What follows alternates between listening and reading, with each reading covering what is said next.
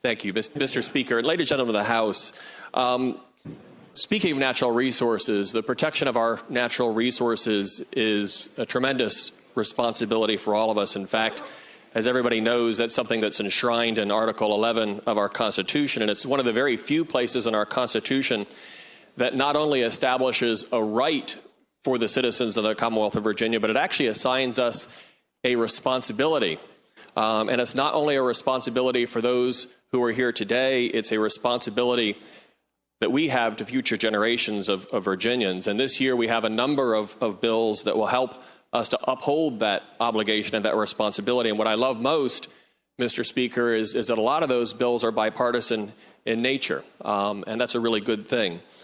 Mr. Speaker, as Delegate Hugo mentioned, today is Clean Energy Lobby Day here at the Capitol, and so I wanted to highlight just for a moment the promise of solar energy in Virginia.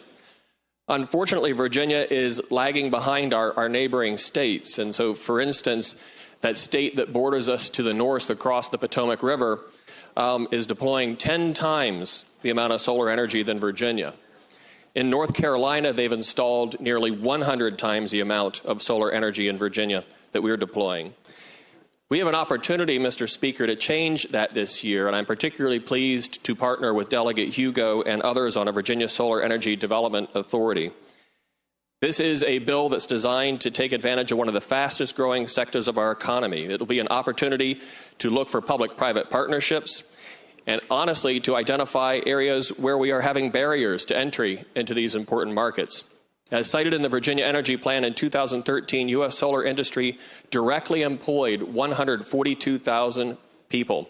And solar is one of the fastest growing sectors of our U.S. economy with an increase of 20% in just the last year. Mr. Speaker, these are high-paying jobs, and I want to see those jobs here in Virginia.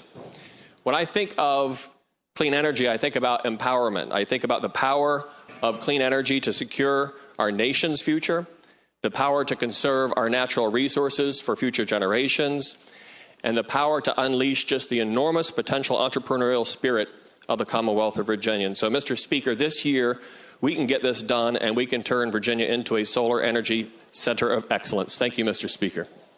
Thank you.